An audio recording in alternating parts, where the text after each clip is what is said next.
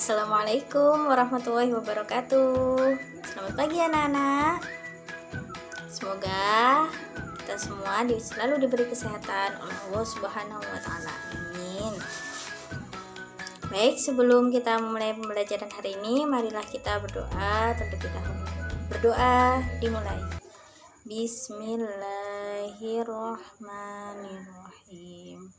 Raditu billahi robba wa bil islami dina wa bi muhammadin nabiyya wa rasula rabbi zidani ilma warzuqni fahma amin ya rabbal alamin.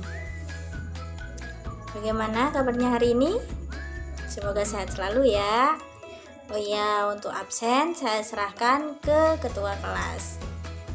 Baik, sebelum kita memulai pembelajaran hari ini, apakah ada yang tahu kita hari ini akan belajar apa? Sekarang kita akan belajar tentang sistem pencernaan. Oh iya, sebelum itu Ibu mau tanya, apakah kalian sarapan hari ini? Semoga kalian sebelum berangkat selalu sarapan ya, biar kita kuat dan semangat dalam menuntut ilmu. Baik. Sekarang Ibu jelaskan tentang sistem pencernaan pada manusia.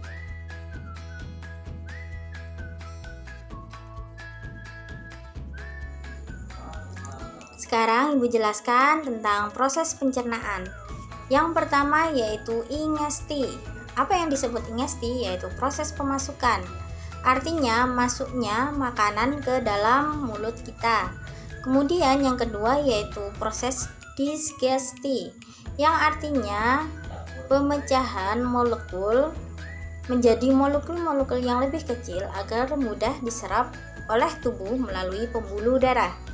Kemudian yang ketiga yaitu proses absorpsi, yang artinya penyerapan, yaitu penyerapan air, mineral atau sari-sari dalam makanan. Kemudian yang keempat yaitu defekasi, yakni pengeluaran sisa-sisa makanan yang sudah tidak diperlukan oleh tubuh melalui anus berupa feses. Sekarang kita akan membahas tentang nutrisi. Nutrisi sangat penting dan sangat dibutuhkan oleh tubuh. Yang pertama yaitu karbohidrat. Karbohidrat merupakan sumber utama energi bagi tubuh. Dan karbohidrat mengandung karbon, kemudian hidrogen dan juga oksigen. Karbohidrat terbagi menjadi 3. Yang pertama yaitu gula, kemudian pati dan juga serat yang terakhir. Gula merupakan karbohidrat sederhana. Gula dapat ditemukan di madu, susu, dan juga buah. Kemudian serat dan pati merupakan karbohidrat kompleks. Pati bisa ditemukan pada kentang dan juga makanan yang berasal dari biji-bijian.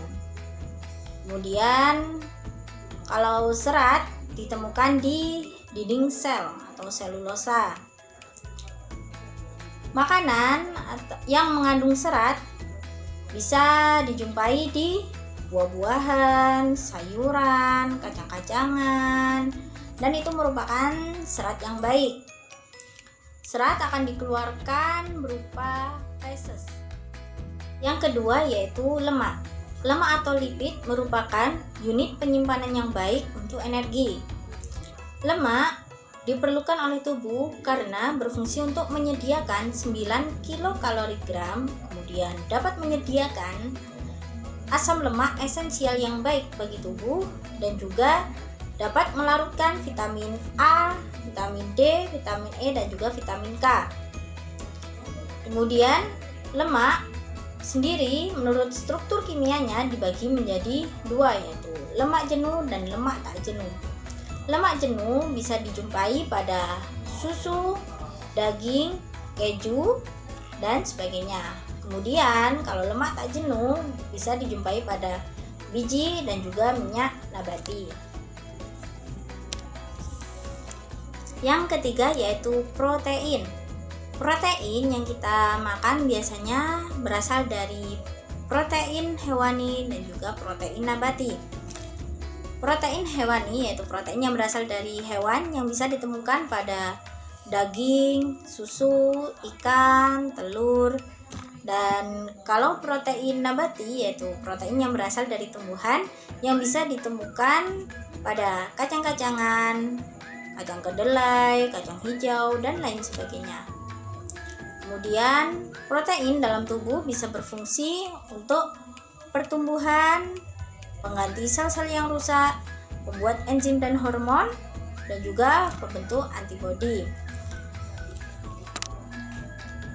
Kemudian yang keempat yaitu vitamin. Vitamin dibutuhkan dalam jumlah sedikit namun harus ada. Karena apa? Karena vitamin berfungsi untuk tubuh atau mengatur fungsi tubuh dan mencegah beberapa penyakit. Vitamin terdiri dari dua, yaitu vitamin yang larut dalam air seperti vitamin B dan C, kemudian juga vitamin yang tak larut dalam air seperti vitamin A, vitamin D, vitamin E, dan vitamin K.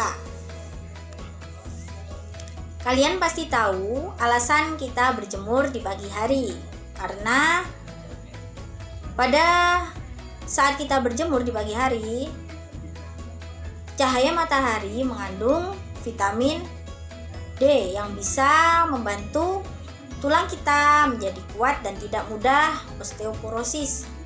Jadi, vitamin D dapat mencegah dari penyakit osteoporosis.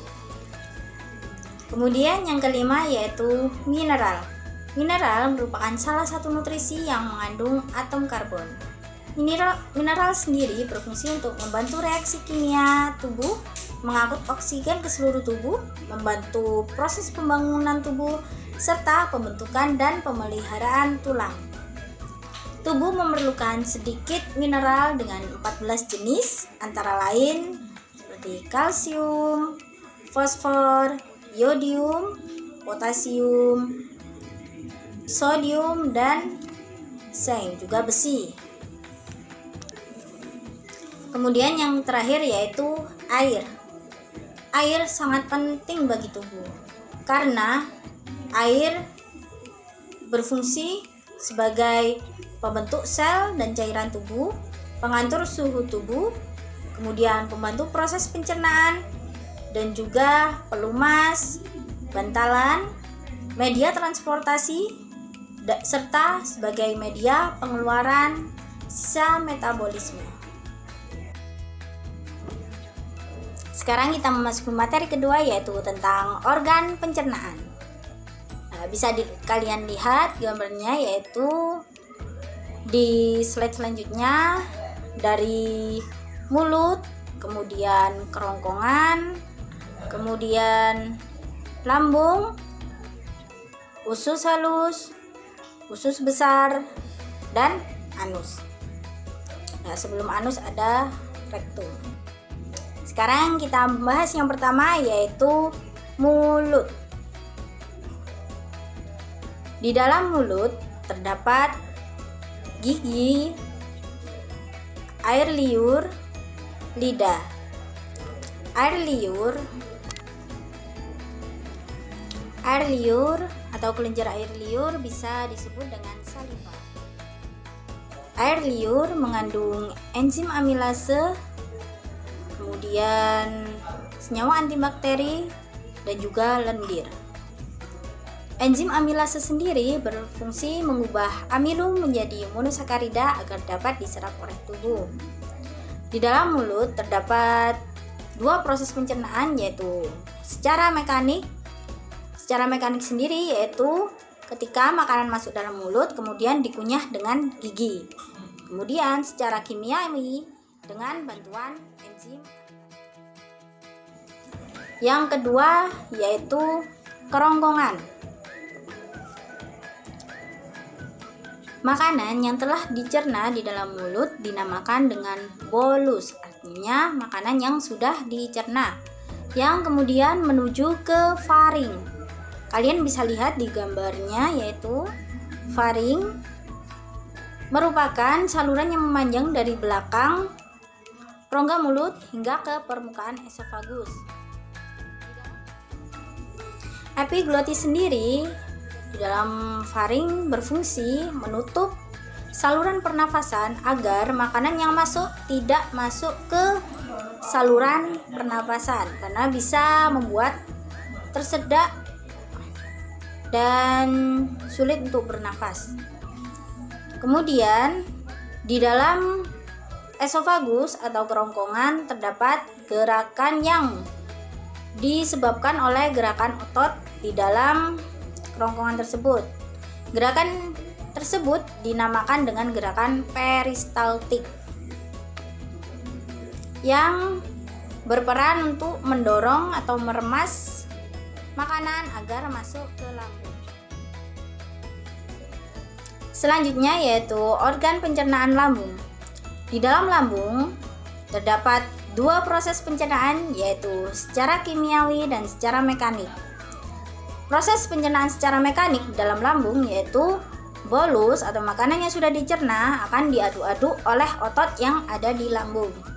Kemudian secara kimiawi, bolus akan tercampur dengan getah lambung yang mengandung HCl, kemudian pepsin dan juga renin. HCl atau asam klorida berperan untuk proses pengaktifan pepsinogen menjadi pepsin. Kemudian pepsin yaitu berperan atau berfungsi untuk mengubah protein menjadi pepton. Sedangkan renin berfungsi untuk berperan sebagai protein dalam penggumpalan susu sehingga makanan mudah dicerna di dalam lambung. Kemudian di dalam lambung sendiri terdapat musin, yaitu pelicin makanan agar di dalam lambung bisa masuk tanpa ada kendala atau terhambat. Kemudian di dalam lambung bolus akan berubah menjadi warna kuning selama kurang lebih 2-4 jam. Bahan yang berwarna kuning tersebut dinamakan dengan kimus yang artinya bubur usus. Kita akan membahas organ selanjutnya yaitu usus halus. Usus halus terbagi menjadi 3 bagian. Yang pertama yaitu duodenum atau usus 12 jari. Kemudian yang kedua jejunum, usus tengah atau kosong. Kemudian yang ketiga ileum, yaitu usus penyerapan. Duodenum yaitu usus 12 jari yang di dalamnya terdapat saluran yang terhubung dengan kantung empedu dan pankreas. Kantung empedu dan pankreas di dalamnya masing-masing terdapat cairan. Cairan dalam kantung empedu berfungsi mengemulsikan lemak yang ada dalam kimus dengan cara mengubah lemak menjadi larut dalam air. Kemudian dalam pankreas juga terdapat cairan yang mengandung enzim lipase, kemudian enzim tripsin, kemudian enzim amilase. Enzim lipase berfungsi untuk mencerna lemak, yang artinya mengubah lemak menjadi asam lemak. Kemudian yang kedua yaitu enzim amilase, yaitu mengubah amilum, yakni mengubah zat tepung menjadi gula. Dan terakhir yaitu enzim tripsin yang bekerja mengubah protein menjadi peptida dan asam amino. Di dalam pankreas juga menghasilkan hormon, yaitu hormon insulin yang berfungsi untuk menurunkan kadar gula sehingga tidak mudah terserang penyakit diabetes atau kencing manis. Setelah melewati duodenum, selanjutnya akan masuk ke jejunum. Di dalam jejunum yaitu sebagai penyempurna pencernaan atau penyempurna dari hasil pencernaan duodenum. Dan hasil dari jejunum ini berupa sari-sari makanan yang akan diserap oleh ileum atau usus penyerapan. Organ selanjutnya yaitu usus besar. Usus besar berfungsi untuk mengatur kadar air sisa makanan. Jika sisa makanan tersebut kekurangan air, maka akan ditambah airnya. Kemudian jika sisa makanan tersebut kelebihan air, maka akan dikurangi, yang disebut dengan reabsorpsi atau diserap kembali. Usus besar juga bisa dinamakan dengan kolon. Di dalam usus besar terbagi menjadi 3 kolon. Yang pertama kolon naik atau ascendent, kemudian yang kedua kolon datar atau transversum, kemudian yang ketiga yaitu kolon bawah atau descendent. Di antara usus halus dan usus besar terdapat bagian yang dinamakan dengan cecum. Di ujung cecum terdapat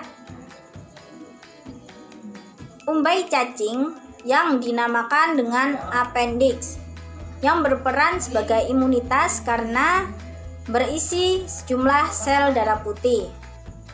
Kemudian di dalam usus besar juga terdapat bakteria Escherichia coli atau bakteri E. coli yang berperan untuk membusukkan sisa-sisa makanan, sehingga sisa-sisa makanan yang tidak terpakai dari dalam tubuh akan dikeluarkan melalui anus, dan proses tersebut dinamakan dengan proses defekasi yang artinya pengeluaran. Mungkin itu saja yang bisa Ibu sampaikan. Sampai sini apakah ada pertanyaan? Jika ada, nanti ditulis di kertas kemudian diberikan kepada ketua kelas. Untuk tugasnya yaitu seperti biasa meresum materi yang telah dijelaskan oleh Ibu Guru tadi. Mari bersama-sama kita mengucap hamdalah. Alhamdulillahirabbil alamin. Semoga materi yang Ibu berikan tadi bisa bermanfaat dan barokah. Oh iya, ada satu kalimat yang suka lagu pasti kenal kalimat ini. Aji ning diri ono ing lati, yang artinya harga diri seseorang tergantung pada ucapannya. Mungkin itu saja yang bisa Ibu sampaikan. Terima kasih. Wassalamualaikum warahmatullahi wabarakatuh.